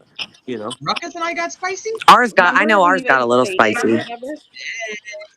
Ruckus and I are a little spicy. Well, Well, I think it's good to be able to have like Stop these kissing his different ass. opinions and not And fucking and take here's When my and I thing, and can't I use my experience because I've never been involved with a murder case. I was never a detective. I was a deputy. So my experience is just dealing with people in general. And I've been involved in some Sorry. interrogations, interviews, stuff like that because I was available. oh, But I have a I don't. question for Ruckus. Ruckus, didn't you work at a jail? I've worked in the jail. I've worked in death row. Okay, so I have a question. Yeah. So obviously it wouldn't be death row because well, have you ever had anybody pre-trial in a situation similar where they're in like solitary confinement in a prison? If not, we'll move on to jail. Yes. Okay. Absolutely. Yes. So in that situation, would it be appropriate for let me think. He was arrested in October, so November, December, January, February. Let's say 5 months, March-ish. So 5 months in solitary confinement. Do you think it's appropriate for the prison psychologist to be talking to the lead investigator of the case? No, Like, out. You do not think that's appropriate? I mean, I don't at either, all. but okay, At so all. that would be bizarre to you. Now, well, not bizarre. Is that pre-deposition or post-deposition? Do you know what I That's mean? But either that's pre way, anything, pre confessions, pre anything. yeah, either way, no, I don't think that that should happen. Yeah. Absolutely not. But I don't think that had a huge impact on this case. Some people do, and I understand that. But it doesn't have a huge impact on this case. I don't believe in psychology, psychiatry, and all that. Well, You I know, just think it's it's highly inappropriate in the sense that she was obvious. I think she was doing things that all of us could agree was highly inappropriate. Like the fact that she was so involved in the case. She probably, I mean, there was other people that could have taken over treating Rick, period. And the and going I to the should be bridge. biased towards her because she said she used to listen to my podcast on her way Right. home. I should be And I Teresa should be too. biased towards her, but I'm not. In fairness, she listened to me Correct. too. Yeah, So, yeah, yeah. and that's So fine. But I don't think that's knowing appropriate at all. it's not, and knowing all of that, so here's my issue is then you have this psychologist that's meeting with him, right, in semi-private, uh, and she's talking to a lead investigator that knows all the details of the case as someone who's interested in all of the details of the case. Also, And looking at so, Keegan Klein with her powers or whatever, her like yeah, astral and powers. that was obviously stupid. And But these are good points. Yeah, these are good points that the appellate attorneys should bring up. right. So you think I she mean, might get an appeal? even if it wasn't on purpose, if she was by chance getting information from the lead investigator, like, is it possible that in these unrecorded conversations, little bits and pieces of things were being dropped? I think it's possible. It's absolutely Um, possible. Absolutely. Well, I mean, if you go the opposite route, the information that only she would know that Rick said was being released to the public. right. Well, there was a lot of things released to the public that shouldn't have been. And I Sure. know everybody wants transparency and they think they deserve it, but you really can't in cases like this. There's things that only the killer would know that you can't Right. Oh, release. okay. So You can't Speaking of release them. that, And you I did say agree that. with well, that. she did. Do you think the box Yeah. cutter thing is a thing only the killer would know? Yes. You do. Okay. So Yeah. then what are your thoughts on the fact I that, agree if it was a box cutter, I well, would let's just say agree. it was. But that's Let's not. just say it was, for the sake of argument. Let's just say even one of them could have. But let's say there was more than one weapon. Let's just say a box cutter existed and was used at some point. Let's just say. Cryptex, I love you. So then, what would be your thoughts then on the fact that randomly some person who was already in prison, and we didn't even have like the PCA out yet that would say that they were cut with a sharp instrument or whatever it said, Yeah, in a bladed it, weapon. yeah, and it's either March or May, I can look right now, of 2017, is talking about Ron Logan telling him that he cut them with a box cutter. Sure. You And think I that's agree. compelling in the These are sense all that, valid points that will be brought up now that there's time. You know, these appellate attorneys have had enough time to go over everything, and that'll all be addressed. It'll all be addressed. His problem is that there was eyewitnesses that saw him, right? And just let me No, finish before you no. well, they saw a comment. bridge Just guy, they say. okay, okay. But then nobody saw him after that until he was on the road. Now, you can Ruckus, agree with it or you cannot agree with it. That's not up to you or I. It's up to the jury to to agree or disagree with Roku, that. Roku, when you talk about the jury, they didn't know the whole story here. I wish they did. I think it would have made a big difference had they known everything. Like, in terms of people's confidence and everything, I think it would have made a big difference had they heard everything and then made a decision. I've said since Jump Street, We'd they have to should shut have the fuck allowed up. the Odinist stuff in. They Well, should all have. the stuff, Okay, the so I just sketches, all the stuff. hold on real quick. I need to clarify something for you guys though, because none of the stuff that we're talking about now is anything that would be addressed in the appellate courts, because the Correct. appellate courts are only going to be addressing legal Right. error. That's all they address at the appellate level. It may be addressed at a post-conviction relief hearing, but it would not be addressed with the Well, if they appellate. find Well, nexus, Correct. if they the find a nexus, they can address it. Well, Teresa. they're not looking for a nexus. Like, the would it be appellate counsel, they're only... Would it be an appellate issue that like Nick McClellan did not turn over those Reese Davis letters that mention the box Yes, cutter? because that's now on the record because of the motion to correct error and stuff. So like I think Otherwise, that's no. one of the things that could possibly have like um an influence, you know, like, and thank goodness Baldwin like threw that in at the end because you know. And to be clear, they can bring up anything that's in the record, and that doesn't just mean the trial record, the transcripts just from the trial. Everything that's been filed in motions, every exhibit that's been filed with motions, every pleading throughout the entire course of the case, they can bring up any of that stuff. The only thing is they can't look further into anything and like get more evidence and present that evidence. They can only say if this particular thing that was brought to Judge Gall, let's say, would have been allowed in, it would have changed the outcome. And didn't they submit that one hearing for like as basically their third party guilt instead of having them do the thing where they had to go out and then question people? They just submitted that whole hearing about like the Odin stuff. I Yeah, think they third also party did guilt put some happens all depositions the in. time. Happens all the time, third party guilt. But if there's no nexus, there's nothing there. You cannot commit a crime if you're not there unless your name is Charles Manson. Okay, That's so the Well, only person that I can think of. I obviously think in we don't know who all was there because they didn't know Rick Allen was there for like 5 years. So like who else yes, would they not Fishy. know that was there? I said that the other day. Someone was saying something about like why we didn't know about somebody else being there, not Rick Allen, somebody else. And I was like, well, to be fair, like we didn't know Rick Allen was there either this entire Well, they time. didn't know So Dennis Ridgway was around, or the Green River Killer. Gary. yeah, They didn't know that either. That's not even an argument. You can't even. That doesn't even have any basis to say, well, they didn't know who he was for 5 years. Well, once they figured it out, it was him. what And that's just my Unless it opinion. wasn't. That Like let me unless it just was somebody else we don't know was there or Yeah, let somebody me that we do know was preface that there. with that's my opinion that it was him, that he did do it.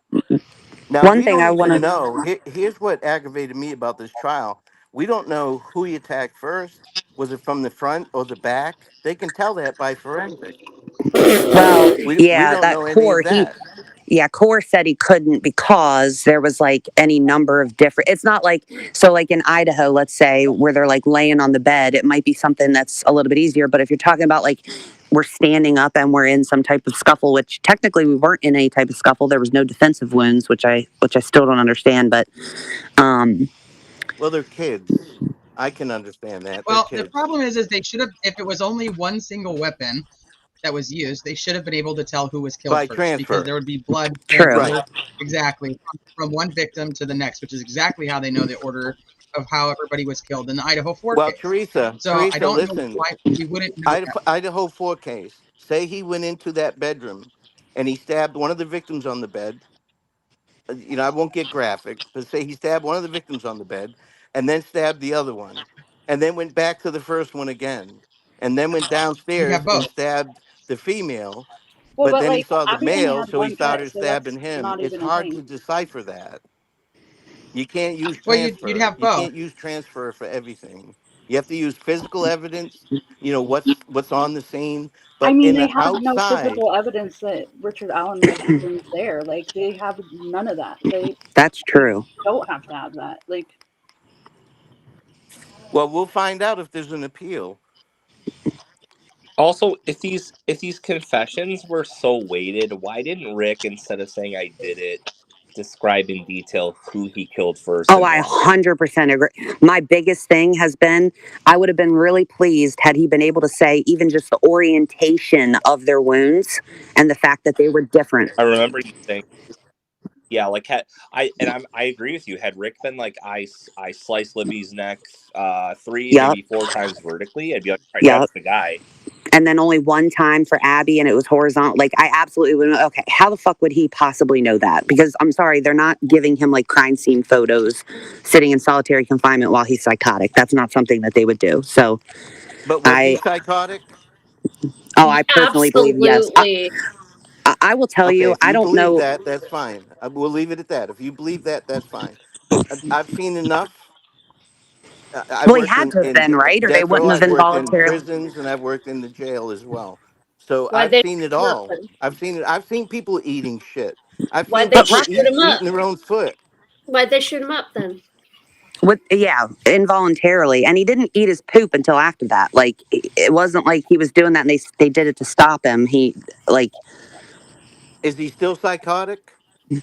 Which point? From what I understand, it depends on who you ask. There's people who think that he's like the best he's ever been, and he's like, this has been the best thing that's ever happened to him. And I think those people are fucking crazy, because from people who Well, that would whole know. answer to me says I don't know. You don't know if Well, he's psychotic or not. Now he I should know be. the. He's in the same conditions, but now a weight's been lifted off of him. He's in a whole different mental state now. Whole different mental state. Well, he's not necessarily in the same condition though. He's in a completely different He's DOC. in an Wait, 8x6 question. cell, the same one he was in Indiana. Question, He's But not going to Ruckus. make it on the compound. That's not going to Ruck, happen. He's not going to make it on the compound. It's not going to happen. Ruckus, do you think that coerced confessions happen in general? Yes. Yes. Okay, so you do. What can Yes. you give me an example of a wrongful conviction based on a coerced confession? Give me. There's a shitload of them. Right. Now, But when I okay, worked for the so sheriff's office, there was a young lady who was killed. Okay, and there was a neighbor who they arrested and put him through hell for a week. When come to find out, it was not him. They had to release him, and they had to pay him a shitload of money. It was actually one of the sheriff's relatives that did it. So I've seen it. Yes, yes, I've seen it. okay, And so I seen the what look on that gentleman's face when he was dragged around and paraded. And so he what had is it nothing to about do with it. Rick's confessions specifically that make you not believe that those are real or not? Because he said it to his mother and his wife. You don't confess to your mom and your wife. You don't do it unless You you've do done if it. you have someone telling you to. That's strongly No, suggesting maybe if you put you confess to all your put mom you, and your wife and they can move on, they'll think you did it and they can just go on with their lives.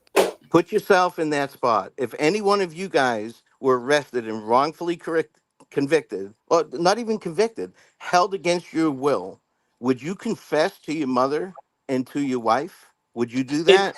if someone told me to, and again, I'm not saying I have evidence to this. I'm not saying this is actually what happened. This is a big if, Ruckus. All right, and I'm not trolling. If someone fucking told me I needed to confess to my mother and my wife that I did this, and if I don't, that they're gonna harm my mother or harm my wife, you bet your ass I'm taking that fucking life sentence because Is I'm a there any grown ass. evidence of that? Again, and that's what I said. But I think when we talk about the potential that the call cut short, there could have been other people in the room at the time that he was confessing. He was harassed. There were guards that clearly had onus patches on their sleeves, and when that was taken away, they got tattoos on their face of it. I think that kind of stuff starts to add up. So Is again, it I'm possible? Yes. Is that correct. possible? Absolutely. But Correct. the defense I team have had a every question real quick. opportunity to prove that. They had every I have a question opportunity. real quick. Cryptex. I was kidding. I was just kidding. Come on. What do you think about double gloving it? What? Yeah. About what? Yeah. putting 2 gloves On your What do hands you or think your about that? 2 rubbers, brother. Does it work or not? Yeah. Are you anti or for it? Guys, I'm so tipsy. You can continue. I'm gonna. Oh, hand it- nice. Hey. Oh, Come on, I need to know go the ahead. his answer. phone No, fell no, in no. his scotch. Yeah, exactly. It's a Go ahead. party in I'm here. having. Now, I worked in booking No, for no, no. several But years at the seriously, end of my career, and I wore no gloves. I'm Everybody else gonna. double gloved. I wore 0. It's I'm much gonna. better dexterity. Are you supposed to double glove or should you No, no, only no, no, no, single no. glove? Double. You Everybody can't. double gloves. You Let can't me double say single something Everybody. glove here, that. guys. You can't triple I single. was under the glove impression them. that double gloving makes it less efficient. Can It's I? less dexterity. Think about it. If you put 2 gloves, rubber gloves on, Yeah, Teresa. dexterity is really Yeah, important. I mean, I even the agree. big rubber gloves, the yellow ones that you wear to wash the dishes, there's no dexterity there.